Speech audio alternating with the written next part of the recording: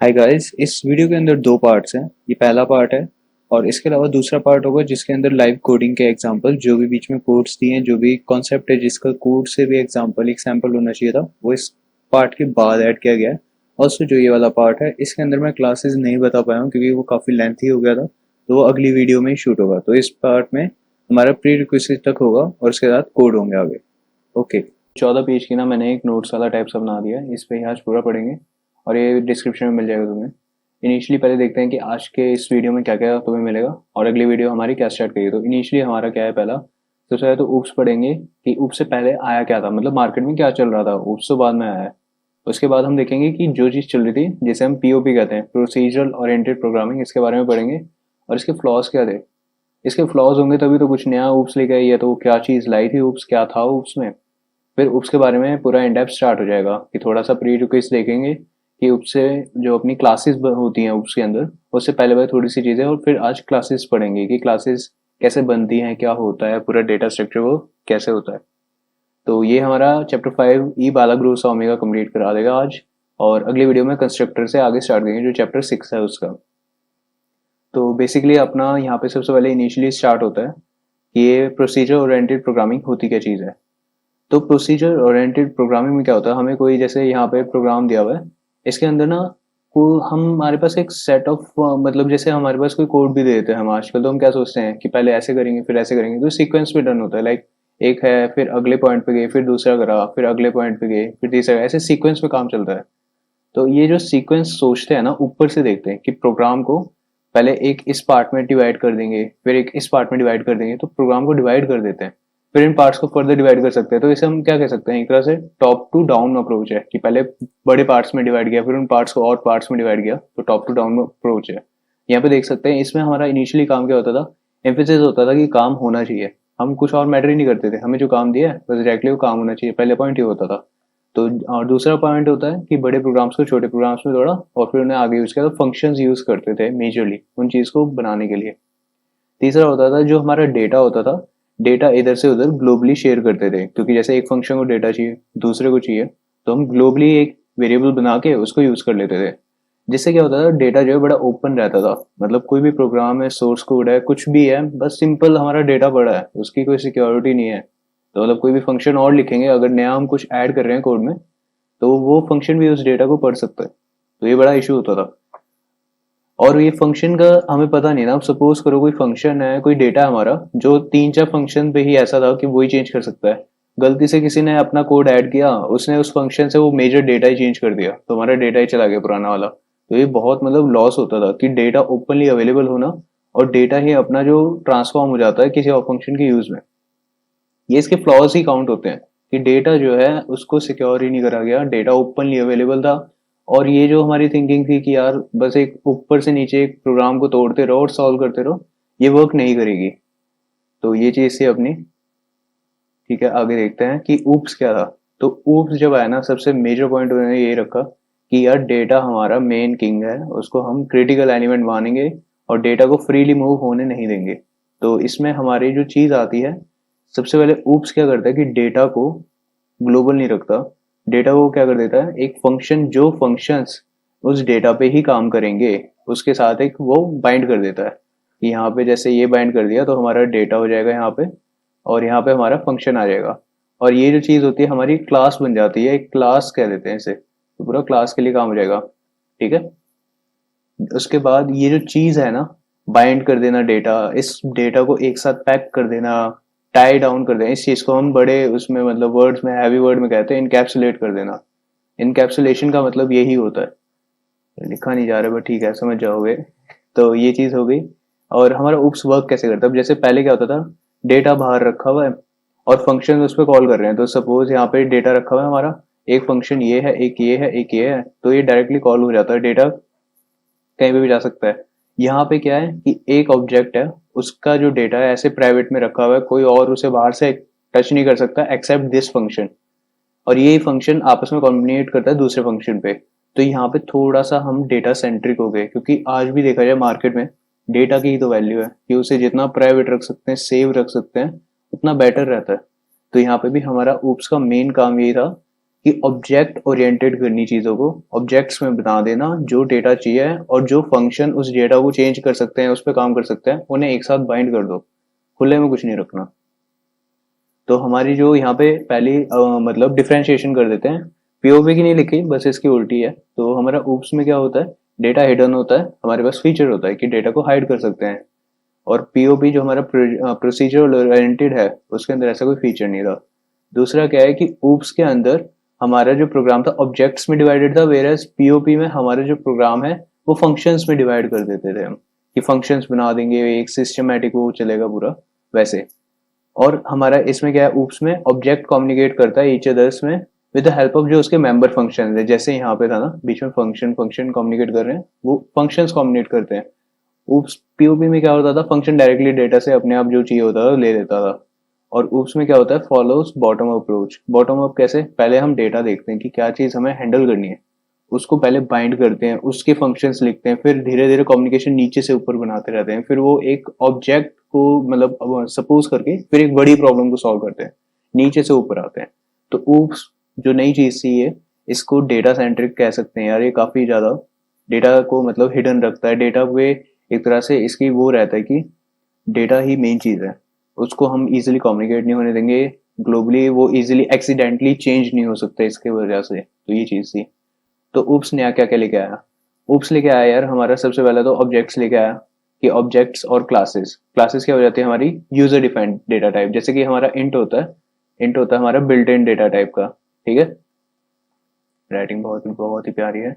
ऐसी क्लासेस हमारा user defined data type कह सकते हैं, यूडी कह सकते हैं, user defined data type Utd. और ऑब्जेक्ट्स होती है इंस्टेंस होता है उस क्लास का, जैसे कि हम लिखते हैं ना इंट एक्स, तो एक्स हमारा उस इंट क्लास का वो है इंस्टेंस। ऐसे ऑब्जेक्ट्स हम जो भी क्लासेस के वेरिएबल्स बनाएंगे उसे ऑब्जेक्ट्स कहते हैं। तो तीसरा पॉइंट होता है हमारा कि ये जो ऊप्स है ये क्या चीज करती है, ये हमारा सबसे पहले तो एक तो डेटा एब्स्ट्रैक्शन करती है जो देखेंगे अभी नीचे ही, और एक इनकैप्सुलेशन, ये दो चीजों पे वर्क करती है। तीसरा पॉइंट है इनहेरिटेंस। इनहेरिटेंस का मतलब क्या होता है अपना, रीयूजेबिलिटी होती है कोड की, रीयूजेबिलिटी। क्योंकि जो हमने एक क्लास बना रखी है पहले से, उसमें कुछ फीचर्स थे जो हमें चाहिए अगली क्लास में, तो हम उससे इनहेरिट कर लेते हैं। ऐसी पॉलीमॉर्फिज्म होती है कि मल्टीपल फॉर्म्स में हम फंक्शंस यूज कर सकते हैं। इन दोनों के बारे में ब्रीफली आगे वीडियोस में देखेंगे। अभी इस पे देखते हैं कि ये डेटा एब्स्ट्रैक्शन और इनकैप्सुलेशन क्या है, और ये इंटरव्यूज में पूछते हैं, डायरेक्ट आता है कि ये दोनों में डिफरेंस क्या है। पॉइंट इज ये दोनों ना बहुत आपस में रिलेटेबल हैं। एब्स्ट्रैक्शन का मतलब और इनकैप्सुलेशन का मतलब, इन इस टेबल में मतलब दो पॉइंट्स ही दिए हुए हैं। सिंपल इनकैप्सुलेशन क्या होता है, रैप करना डेटा और जो उस पे फंक्शंस वर्क करेंगे उन दोनों को एक रैप कर देना। तो जैसे कि यहाँ पे अपना ये बना लेते हैं, तो यहाँ पे अपना डेटा हो जाएगा, और जो जो फंक्शन इस पे काम कर रहे हैं उसके साथ हमने इसको एक बॉक्स में बंद कर दिया, बाइंड कर दिया। तो इसको बंद करने को हम कहते हैं इनकैप्सुलेशन। इससे क्या होता है, डेटा हमारा इंसुलेट हो जाता है, बाहर से कोई आके इस डेटा को एक्सेस नहीं कर सकता। उसको यहाँ से एक सीधा रास्ता लेके फंक्शन से बात करनी पड़ेगी, फंक्शन अलाउ कर देगा तो ठीक है, नहीं तो फंक्शन मतलब एक्सेस नहीं करने देगा। वेयर एज एब्स्ट्रैक्शन क्या करता है, हमें वो ही चीज अलाउ करता है एक डेटा के साथ करने के लिए जो एसेंशियली जरूरी है। जैसे कि हमने एक डेटा, अगर सपोज हम कोई कैलकुलेटर बना रहे हैं, है ना, कैलकुलेटर हो सकता है जैसे कि कुछ भी हम उसमें कैलकुलेशन कर रहे हैं जिसमें हम मल्टीप्लाई कर सकते हैं, हम उसमें ऐड कर सकते हैं, पर उसमें हम सब्ट्रैक्ट और डिवीजन नहीं कर सकते। और इंटरनली देखा जाए तो इसके अंदर जो डेटा होगा उस पर तो हम कर सकते थे, बट हमने ये फीचर एज अ कैलकुलेटर में नहीं दिया। अब तुम्हारे पास डेटा का एक्सेस तो है नहीं कि तुम जाओ डेटा से सीधा एक्सेस करके कर लो, या तो तुम उसकी वैल्यू सेट कर सकते हो, या फिर तुम उसकी मतलब मल्टीप्लाई और एडिशन कर सकते हो। तो एसेंशियल फीचर्स ही देना सिर्फ उस चीज को हमारा एब्स्ट्रैक्शन हो जाता है। और वेरएज इनकैप्सुलेशन हमारा ये है, ठीक है। इससे क्या होता है, हम बाहर की दुनिया को बहुत थोड़ा सा एक्सेस देते हैं। इसके ना काफी अलग अलग एग्जांपल्स होते हैं कार को रिलेट करके, कि यार कार को मतलब उसने इनकैप्सुलेट कर दिया, इंजन को सब कुछ मिला के डेटा और फंक्शंस जो भी करते हैं, तो एक कार एक पूरा ऑब्जेक्ट बन जाता है, उसको इनकैप्सुलेशन कर देते हैं। और हमारी एबिलिटी क्या होती है, कार चला ही सकते हैं।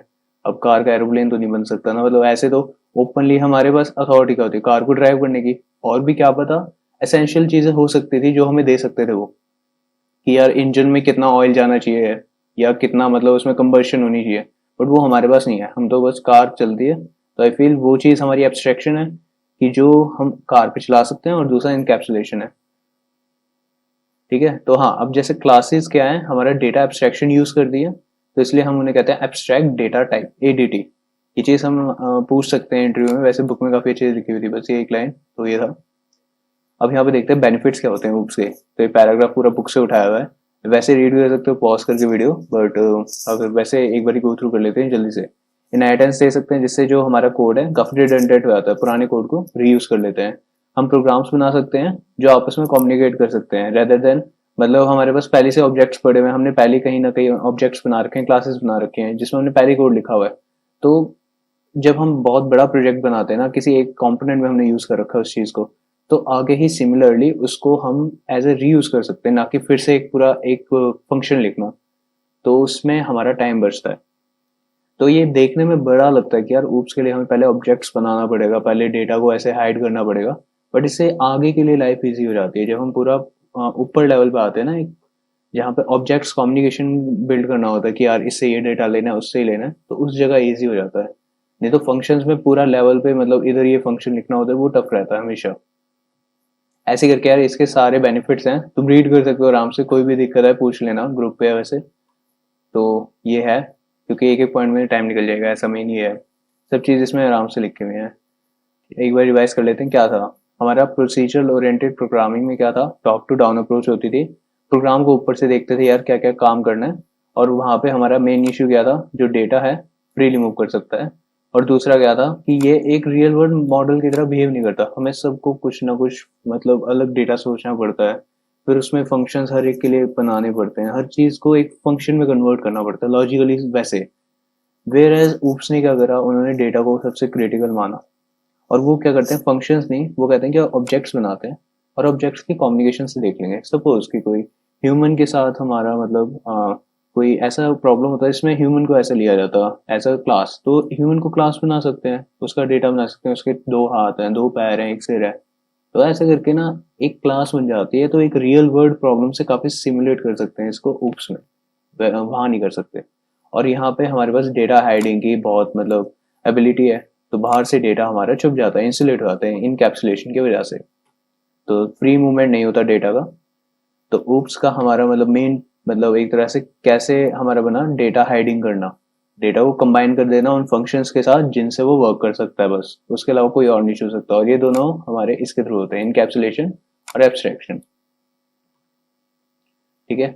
अब हमारा मेजरली ऊप्स का वर्सेस पीओपी खत्म हो चुका है, और ये हमारा नेक्स्ट एक तरह से पार्ट है प्री रिक्वेस्ट वाला। तो जो हमारी सी प्लस प्लस है ना, मेजरली उसमें ये चार चीजें होती है मेन, पांचवी भी होती है बट इसे इग्नोर कर सकते हो, बुक के हिसाब से चार ही मेन होती हैं।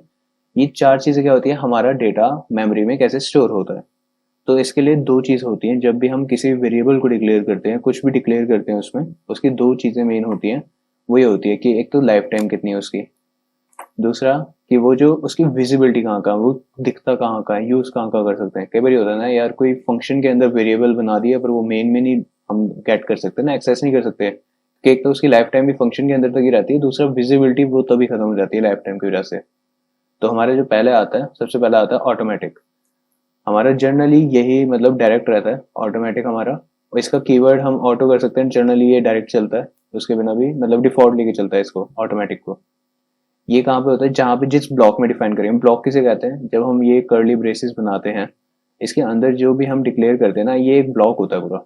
तो इसके अंदर अगर हम कोई ऑटो वाला कीवर्ड करके यूज करके कोई वेरिएबल डिफाइन करते हैं, तो उसकी लाइफ टाइम कितनी रहेगी उस ब्लॉक के अंदर। जैसे ब्लॉक के बाहर जाएगा हमारा पॉइंटर, क्या बोलते हैं उसे, प्रोग्राम काउंटर, लाइन काउंटर, तो उसके बाद ही वो खत्म हो जाएगा इसकी लाइफ टाइम। और विजिबिलिटी कितनी है, इस लोकल ब्लॉक के अंदर ही है। ठीक है। तो ये हमारी दो चीज होती है, इनिशियलाइजेशन ये लिखी हुई है गार्बेज वैल्यू की तरह।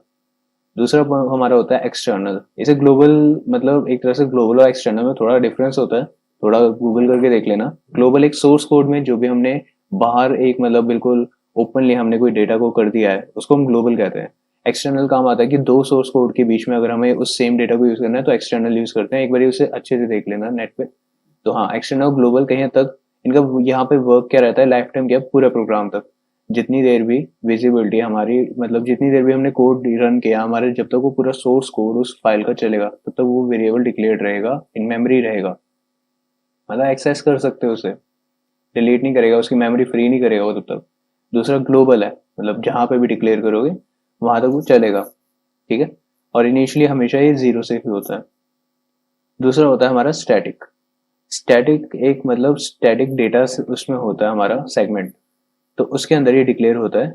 इसका कीवर्ड होता है स्टैटिक। ये भी पूरे प्रोग्राम में ही वैलिड रहता है। इसे जो लाइफ टाइम होती है, इसे कहीं भी डिक्लेयर करोगे ना, जब तक पूरा कोड नहीं खत्म होगा ये डिक्लेयर्ड ही रहता है। पॉइंट इज इसकी एक्सेसिबिलिटी लोकल हो जाती है। जैसे एक ब्लॉक के अंदर डिक्लेयर किया, ये ब्लॉक चाहे खत्म हो जाए, हमारा स्टैटिक जो है स्टैटिक मेमोरी में रहेगा, उसकी मेमोरी फ्री नहीं होती है, बट ये लोकल रहता है, तो इसलिए लोकल के बाहर ये हम इसे एक्सेस नहीं कर सकते, इसलिए इसकी इनिशियलाइजेशन 0 होती है।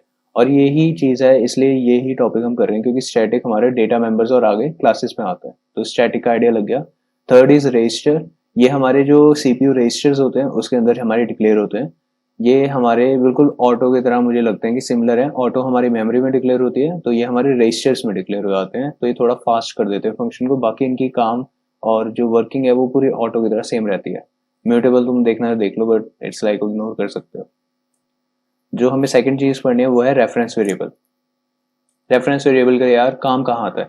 सबसे पहला काम आता है जब भी हम फंक्शंस बनाते हैं ना, उसके अंदर दो जगह हम यूज करते हैं रेफरेंसिंग, मतलब ये दो चीज यूज करते हैं। एक तो होते हैं कॉल बाय वैल्यू, जैसे इंट ए कर दिया, तो यहाँ पे एक अलग जैसे मेमोरी है ना, तो यहाँ से एक और अलग मेमोरी बनती है।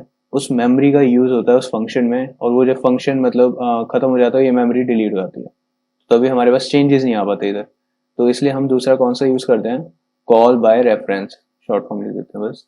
तो यहाँ पे क्या है कि मेमोरी एक है, इसका यहाँ पे जो हमारा नाम था एक्स, इसको हमने बोला यार फंक्शन में ए के नाम से चाहिए, तो मेमोरी एक है, इसका नाम ए करके वो ये भेज देता है, तो चेंजेस इधर ही हो जाते हैं। मेमोरी एक है, नाम दो हो जाते हैं।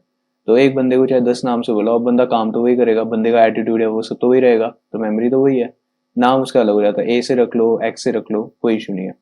तो ये क्या करता है इसका, हाँ सबसे पहली बात, ये बिल्ड इन डेटा टाइप्स के लिए भी काम करेगा। तुम क्लासेस डिक्लेयर करो, तुम स्ट्रक्चर डिक्लेयर करो, जिन्हें यूजर डिफाइंड डेटा टाइप कहते हैं, इन दोनों को। तो यूजर डिफाइंड क्यों? क्योंकि यार क्लासेस हमने डिक्लेयर करी है, हम उसका एटीट्यूड बताते हैं कि इसके अंदर क्या क्या मेंबर्स होने चाहिए, तो वो यूजर डिफाइंड है। इंट का थोड़ी ना बताते हैं कि यार प्लस करोगे तो ऐसे बिहेव करेगा, वो क्लासेस के लिए बताते हैं। दूसरा है ये चीज़ है कि ये हमेशा डिक्लेयर और इनिशियलाइज एक साथ होता है, और कभी इसके अलावा हम कुछ और कर नहीं सकते। जैसे कि यहाँ पे ये चीज़, इसमें हमने डिक्लेयर कर दिया कि ये चीज़ हमारा रेफरेंस वेरिएबल है, इसकी वैल्यू एक साथ इनिशियलाइज कर दी, तो एक एक साथ होगा, इसके अलावा कोई और डिक्लेरेशन अलाउड नहीं है इसकी, ठीक है। तीसरा होता है हमारा जो इम्पोर्टेंट है वो न्यू और डिलीट का यूज़ होना। तो हमारे पास जैसे मेमोरी होती है ना, मेमोरी का एक बार ही गूगल करना कि क्या क्या हमारे सेगमेंट्स होते हैं। उसके अंदर होते हैं 4 सेगमेंट्स। एक में हमारा कोड रखा जाता है, एक में होता है स्टैटिक, और एक में होता है हीप। हीप हमारा रन टाइम के लिए होता है, एक और होता है एक्स्ट्रा, बट उसे वो यूज करता है वैसे। बट हीप हमारा मेन होता है जो हमारा रन टाइम के लिए काम आता है। अब जब भी हमें यूज करना है, कोई रन टाइम में मेमोरी बनानी है या कुछ भी करना है, तो हम यूज करते हैं न्यू कीवर्ड। और न्यू कीवर्ड कहाँ मेमोरी बनाता है? वो स्टैटिक या उधर ग्लोबल एरिया नहीं देखता, वो सीधा हीप एरिया देखता है, क्योंकि हीप होता है एक्सपेंडेबल, एक मतलब मिलता है उसे रन टाइम पे अगर कुछ मेमोरी बनानी है। तो जैसे यहाँ पे नीचे हमारा कोड एरिया हो जाता है, यहाँ स्टैक हो जाता है, और यहाँ पे हीप हो जाता है। तो अगर हीप में कुछ मेमोरी बनानी है तो उसके लिए यूज क्या करते हैं हम? सीपीपी में यूज करते हैं हम न्यू का, और हम सी में यूज करते हैं मैलॉक कैलॉक का। वो लिखे हुए हैं हम सी, यहाँ ऐसे लिख देते हैं। तो ठीक है, इनसे यूज करके हम एलोकेट कर सकते हैं मेमोरी की, यार हीप में मेमोरी चाहिए हमें। तो ये कीवर्ड कैसे यूज होता है, यहाँ एग्जांपल है। जैसे हम पॉइंटर को ये वैल्यू दे देते हैं कि एक मेमोरी लोकेशन चाहिए, तो मेमोरी लोकेशन का हम कैसे याद रखेंगे? न्यू कहता है यार ये मेमोरी मैंने तेरे लिए इकट्ठा कर लिया है, इसको ये पॉइंटर दे देता है कि पी इसको पॉइंट कर रहा है मेमोरी को। तो अगर हम सिंगल वेरिएबल के लिए देखें तो डायरेक्टली बता देगा कि अच्छा इंट के लिए एक पॉइंटर के लिए 4 बाइट की मेमोरी जो जनरल होता है, 4 बाइट की मेमोरी एलोकेट कर दी। फिर अगर हमें उसकी वैल्यू भी तभी देनी है तो डायरेक्ट हम ऐसे यहाँ पे राउंड ब्रैकेट्स में डाल के वैल्यू भी दे सकते हैं। तो ये हमारा सिंगल वेरिएबल के लिए सी प्लस प्लस में न्यू के साथ कैसे हम एक रन टाइम पे मेमोरी दे सकते हैं। तो हमने मेमोरी जो है हीप में हुई है। सेकेंडली अगर एरे बनाना हो तो हम कई बार देखते हैं ना, एरर आता होगा कोडिंग में, कभी भी देखोगे ना, मतलब मेरी खुद की प्रैक्टिस रही है हमेशा। मेरे दोस्तों के साथ कई बार हुआ है कि उन्होंने डायरेक्टली ऐसे लिख देते हैं कि इंट ए, और साथ में ना सीधा एम लिख देते हैं, और एम क्या होता है? ऊपर सीन करा होता है हमने। तो ये जो सीन करा होता है ना, ये जो चीज होती है, इसके पीछे बहुत से कॉन्सेप्ट है।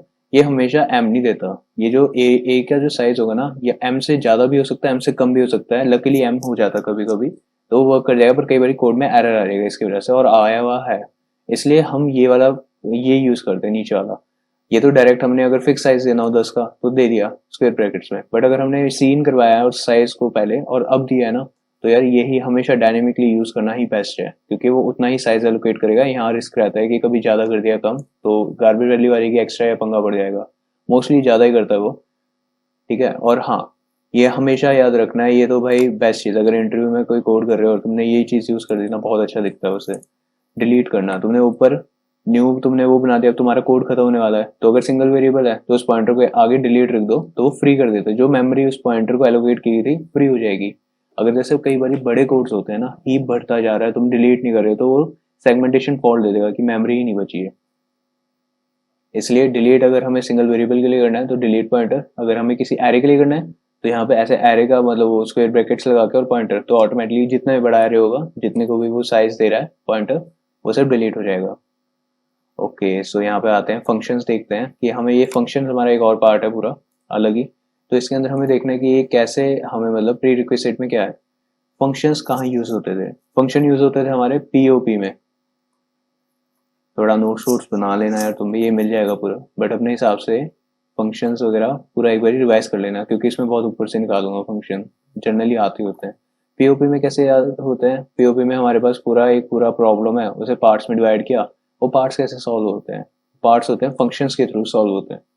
तो जो ये फंक्शंस यूज होता है ना, फंक्शंस को हम रीयूज कर सकते हैं। सपोज यही फंक्शन यहाँ पे भी यूज हो सकता है, तो एक ही बार कोड लिखूंगा मैं और यही फंक्शन को दो बार कॉल कर लूंगा, तो रियूजेबिलिटी बढ़ जाती है, साइज छोटा हो जाता है कोड का, और एक स्ट्रक्चर बन जाता है थोड़ा सा। जनरली हम कोडिंग में यही करते होते हैं ना, उप्स तो मुझे लगता नहीं कहीं हमने रियल लाइफ में कभी खुद ऐसे कोडिंग में भाई उप्स लगाएंगे क्लास बना के, बहुत ही मतलब एक आध बार ही होगा दोस्तों में से। ठीक है, तो हमारे फंक्शंस क्या होते हैं वो आइडिया लग गया कैसे कोड छोटा करते हैं। एक ये जो चीज़ होती है इनलाइन फंक्शंस की, इसका ना एक मतलब मुझे लगता है किसी को पता नहीं होगा, बट आगे एक जो चीज़ होगी ना इनलाइन के ऊपर वो बताएंगे क्लास में। ठीक है, तो इनलाइन क्या होता है कि अगर हमने कोई फंक्शन लिखा हुआ है, जनरली क्या होता है कि फंक्शन जब भी कॉल होता है ना, हमारा मतलब पॉइंटर जो होता है ना वो इसको पॉइंट करने लग जाता है, इस लाइन पे, इस मेमोरी पे जाके फिर फंक्शन को एग्जीक्यूट करता है। बट अगर हम उसे इनलाइन कर देंगे ना, तो इनलाइन क्या होगा, वो जब भी कंपाइल होने से पहले एग्जीक्यूटेबल फाइल बनती है, उसमें जहां जहां पे भी फंक्शन कॉल लिखी है या इन्वोक किया है, जो मैंने वर्ड लिखा हुआ है इन्वोक, तो वहां पे पूरा फंक्शन ही लिख देता। तो इंस्टेड वहां पे कॉलिंग की जगह डायरेक्ट यहीं पे कोड में ही डायरेक्ट वो एग्जीक्यूट हो जाता है। तो इस चीज को इन लाइन कहते हैं, कि इन लाइन मतलब वहीं पे एग्जीक्यूट आना। सबसे पहली बात, ये हमेशा छोटे फंक्शंस के लिए होता है, बड़े फंक्शन की वजह से क्या इशू आ जाएगा, मेमोरी सफिशिएंट नहीं होता। तो बड़े वाले फंक्शन तुमने भाई मर्ज सॉर्ट लगाना है और तुमने मतलब 10 जगह लगाना है, सब में इनलाइन कर दिया, तो वो तो पूरा कोड का लेंथ बढ़ा देगा, कोड का साइज बढ़ जाएगा। तो वो इशू कहाँ आएगा, जब भी सीपीयू में, मतलब सीपीयू की तो लिमिट होती है ना कि इतना ही कोड एक बारी में आएगा, तो बार बार ही बड़ा बड़ा कोड ना लाके वो इशू करेगा उसमें। तो तीसरा हो गया हमारा इनलाइन, कभी भी लूप्स में, गो टू में, स्विच स्टेटमेंट और रिकर्जन में यूज नहीं होता, ये इसकी लिमिटेशंस ही हैं। तो अगर ये यूज करना है ना इनलाइन, बहुत छोटे छोटे 1 लाइन 2 लाइन के फंक्शंस हैं जो रिटर्न ही कर रहे हैं वैल्यू, तो इस चीज का देखना है। इसका एक और पॉइंट, क्या हमेशा रिटर्न वैल्यू वाले ही इनलाइन होंगे या नहीं, ये तुम्हारा वो होना चाहिए, मतलब तुम खुद सर्च करना है, इसका आंसर मेरे को बताना नीचे कि रिटर्न वैल्यू क्या मस्ट है कि इनलाइन होने के लिए या नहीं। ये लास्ट पॉइंट होगा मेरे ख्याल से फंक्शन का। हाँ, तो फंक्शन का जो लास्ट पॉइंट है वो है फंक्शन की ओवरलोडिंग करना। फंक्शन की ओवरलोडिंग करना, इसका मतलब क्या है, ओवरलोड करना। ओवरलोड मतलब एक बंदे पे ज्यादा काम दे देते हैं, है ना। तो एक ही बंदा है, मतलब सेम ही चीज है पर ज्यादा काम कर रहा हो, तो फंक्शन एक ही नाम से बुलाया जा रहा है, एक ही बंदा है पर वो ज्यादा काम करे, डिफरेंट पर्पजेस में यूज हो सकता है वही एक चीज, तो उसे हम कहते हैं ओवरलोडिंग। इसे एक तरह से पॉलीमॉर्फिज्म कह सकते हैं। Polymorphism is superset kind of, polymorphism मतलब मल्टीपल फॉर्म्स में प्रेजेंट होना, तो ये चीज होता है। ठीक है, ये हमारा किस बेसिस पे परफॉर्म होता है, हमेशा याद रखना है कि जो आर्ग्यूमेंट्स लिखे होते हैं ना फंक्शन में, जैसे अगर नीचे मैंने एग्जांपल दिया है वैसे तो ऐड का, तो ऐड में अगर मेरे को दो आर्ग्यूमेंट चाहिए, इंट ए कॉमा इंट बी, एक तो ये मेरा फंक्शन है जिसका नाम ऐड है, नीचे देख लेते हैं बेस्ट ये है।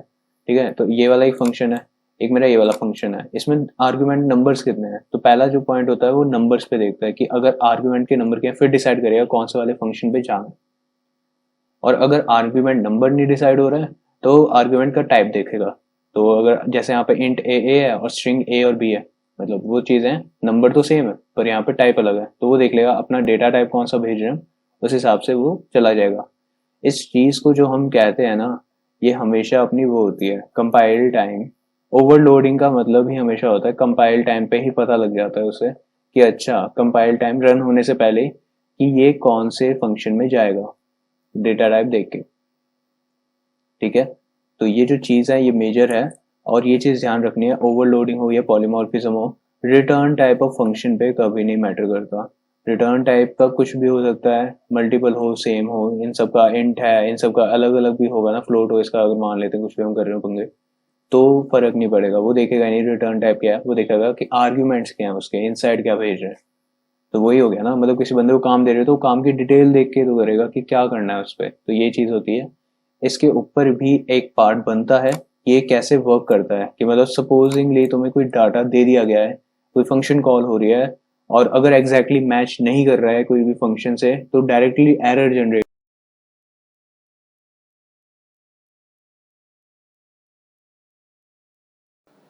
सो गाइस, ये वाला हमारा कोडिंग वाला पार्ट है, और जितने भी एग्जांपल हमने अपने पीडीएफ में देखे थे वो यहाँ पे हम पूरा उसका डेमो देखेंगे। एक बार खुद से भी ट्राई करके देखना है, सारे कोड्स वगैरह डिस्क्रिप्शन में होंगे, गिटहब पे डाल दूंगा मैं। तो हाँ, पहला हमारा था स्टोरेज क्लासेस को देख के हमने क्या था, चार तरह की होती है। एक होता है ग्लोबल, यहाँ पे ये ग्लोबल है। इसको ग्लोबल है एक्सटर्न तब करते हैं जब हमें दूसरी फाइल में यही वेरिएबल चाहिए हो, तो उधर हम एक्सटर्न इंट कर देंगे, तो वो अपना डिक्लेयर नहीं होगा, वो यहाँ से ले लेगा ग्लोबल। तो एक्सटर्न तब लगता है अभी डिक्लेयर करना है, तो इसलिए नॉर्मल लिखा है। दूसरा है हमारा ऑटो वाला, ऑटोमेटिक वाला, बी हमारा यहाँ पे इस ब्लॉक के अंदर है, ध्यान रखना। हमारा स्टेटिक वाला भी इसी के अंदर है, और रजिस्टर भी इसी के अंदर है। तो अगर हम ये तीनों को अनकमेंट कर देते हैं जो इसके ब्लॉक के बाहर है, तो देखते हैं कि ये रन होकर हमें क्या आउटपुट देता है। ब्लॉक के बाहर है, विजिबिलिटी तो आनी नहीं चाहिए, और इसने कंपाइलेशन फेल दिखा दी। वो कह रहा है कि बी, सी और डी ये तीनों स्कोप से बाहर हैं, इस स्कोप पे है नहीं जहाँ पे बुला रहे हैं नीचे। तो अगर हम इन तीनों को कमेंट कर देते हैं और इसे रन करके देखते हैं, तो हमारे पास हमारा आंसर आया है कुछ। तो इसने सारे प्रिंट कर दिए हैं कि ब्लॉक के अंदर वाले प्रिंट हो गए हैं। एक्सटर्नल या ग्लोबल वेरिएबल तो कहीं भी आ सकता है, उसकी विजिबिलिटी हर जगह है। और ये वेरिएबल जो है ऑटो, स्टैटिक और रजिस्टर, जहाँ पे हमारे ब्लॉक होता है उसी के अंदर विजिबिलिटी होती है। हालांकि स्टैटिक की ड्यूरेशन जो होती है, लाइफ टाइम होती है, वो पूरे प्रोग्राम साइकिल तक है। इस ब्लॉक के बाहर आने तक भी वो अवेलेबल था, पर एक्सेसिबल नहीं था। रजिस्टर का एक खास चीज़ है, बहुत इंपॉर्टेंट है, इसकी कभी मेमोरी एड्रेस नहीं ले सकते, क्योंकि ये रजिस्टर में होता है, रैम में नहीं होता। बाकी सब रैम में है, ये रजिस्टर में होता है, इसलिए फास्ट एक्सेसिबिलिटी के लिए काम आता है, पर इसका मेमोरी नहीं ले सकते हैं। दूसरी चीज़ हम देख सकते हैं कि ए जो है, ए हमारा हमेशा E0 से इनिशियलाइज हुआ है, चाहे कितनी बार रन करो, क्योंकि ग्लोबल और स्टैटिक वेरिएबल अपनी तरफ से जीरो से होते हैं, अगर अनलेस एंड अनटिल अपनी तरफ से आप कुछ नया डेटा ना दें। तो अगर यहाँ पे इस बी को हम चेंज कर देंगे ना, तो कभी कभी जीरो दे देता है, कंपाइलर टू कंपाइलर डिपेंड करता है, पर most of time garbage value दे देगा कुछ भी। ठीक है, तो अब हम अगला कोड देखते हैं जो हमारा है रेफरेंस वेरिएबल को लेके, क्योंकि वो हमारा नेक्स्ट एग्जाम्पल में था। हमारे रेफरेंस वेरिएबल में हमारे पास सबसे पहले है इंट A5, और अगर हम ए जो मेमोरी को मिली है इसको पार्ट, उसका नाम ए रख दिया ना, और उसमें हम 5 वैल्यू डाल दी। अगर हम उसका नाम दूसरे से बुलाना चाहते हैं, बी से, नाम अलग है, बस बंदा एक ही है वो, तो हम क्या करेंगे, बी को ऐसे रख के डिक्लेयर कर देंगे एंड बी इक्वल टू ए, तो वो बी से बुलाया जाएगा। अब हम ए की वैल्यू चेंज करें या बी की करें, चेंज दोनों में आएगा। इसको जब हम रन करके देखेंगे, तो पहले 5 था, फिर +2 हमने ए में किया, और बी में भी हमारा वो 7 हो गया, और +3 बी में किया, तो वो ए में हमारा 10 हो गया। तो रेफरेंस वेरिएबल ऐसे काम करता है। या से यार इन्हें प्रैक्टिस कर लेना अच्छे से, सब लिंक्स वगैरह हैं, सब कुछ दे रहे हैं, मस्त कर लेना इन्हें। दूसरा हमारा है memory allocation for single variable. तो अगर हमें हीप मेमोरी में एलोकेशन देनी है, उसके अंदर हमारे पास सबसे पहले क्या, पॉइंटर डिक्लेयर करके और न्यू करना पड़ेगा। इसको चाहे वैसे कर लो, चाहे अलग भी कर सकते हो, पहले डिक्लेयर कर दो, फिर ए इक्वल टू न्यू इंट कर दोगे, वर्क करेगा, है ना। अलग डिक्लेरेशन डेफिनेशन, तो इसमें वैल्यू हमने बाद में दे दी, या एक में ही वैल्यू देनी हो तो हमें ऐसे 6 करके दे दी, तो ये सीधा सीधा है। और यहाँ डिलीट भी करोगे तो डिलीट हो जाएंगे, उनकी फ्री हो जाएगी मेमोरी। तो मेन काम तो इसी चीज़ का है इसका। ठीक है, अरे डिबग क्यों हो रहा है, रुक जा। हाँ, रन करके देखते हैं, तो इसमें हमारा आंसर आ जाएगा। पहले इसने एड्रेस प्रिंट किया ए और बी का, ए और बी का, फिर इसने वैल्यू प्रिंट की, ए में क्या वैल्यू है, बी में क्या वैल्यू है। ठीक है, अगली बार रन करोगे एड्रेस अलग आएगा, क्योंकि हर बारी हीप में बाद में स्टोर होता है, तो हर बारी एड्रेस अलग देगा वो, जैसे जैसे अवेलेबल होती है। ऐसे ही हम यहाँ पे एरे के लिए देखेंगे। हमने अभी सिंगल वेरिएबल के लिए देखा, अब हम एक एरे के लिए देखते हैं। अगर हमें फिक्स साइज डिक्लेयर करना है, फिक्स के लिए कर लेंगे। अपनी तरफ से कोई कस्टम साइज देना है, कस्टम के लिए कर देंगे तो यहाँ पे कस्टम हो जाएगा। और यहाँ पे गल्स ब्रैकेट आ गए हैं, 2 सेकेंड। हाँ, तो यहाँ पे हमारे ब्रैकेट स्क्वायर वाले रहेंगे। उसके बाद हम यहाँ पे रन करके इसमें आई वैल्यू कर देंगे, पहले में 10 के लिए, दूसरे में m के लिए। और फिर हम इसे रन करके देखेंगे तो इससे वैल्यू क्या है डिलीट करके। और हम ट्राई करेंगे कि वैसे पॉसिबल तो नहीं होता है, बट इसके अंदर गार्बेज वैल्यू होती है कई बार एड्रेस पे, तो कई बार वो रन हो जाता है अपनी तरफ से, वो फ्री हो जाता है। इट्स लाइक अगर किसी ने देखा हो ना, मेमोरी में डिलीट काम क्या करता है, डिलीट का काम पता है क्या होता है, सिंपल होता है कि उस मेमोरी को फ्री में असाइन कर देना। असाइन तो होता है, ए उसको होल्ड तो रखता है, होल्ड इन द सेंस वो रखता है कि मेरे पास ये मेमोरी है, बट जो सिस्टम होता है ना, सिस्टम क्या करता है उस मेमोरी को मान लेता है कि असाइंड है। अगर उसे डिलीट कर देंगे सिस्टम पे फ्री आ जाता है, तो आगे कभी उसे असाइन करनी पड़े ना, वही मेमोरी तो असाइन कर सकता है। डिलीट ये नहीं होता कि डाटा उड़ा देता है वहाँ से, डाटा ओवरराइट होता है हमेशा, वो चीज़ पता ही होगी वैसे। ऐसे ही हमारा इनलाइन फंक्शन है जो अगला है।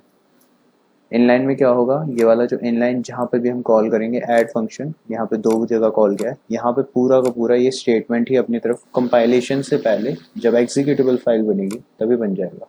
जैसे रन करके देखते हैं, आंसर तो यार फंक्शन कॉल है, सिंपल है, पता तो नहीं लगता, बट हाँ जब कंपाइलेशन होती है उस समय आ जाता है। इनलाइन को हम यूज़ नहीं कर सकते हैं लूप्स में, गो टू में, स्विच में और रिकर्जन स्टेटमेंट्स में, इस चीज़ का बहुत ध्यान रखना है।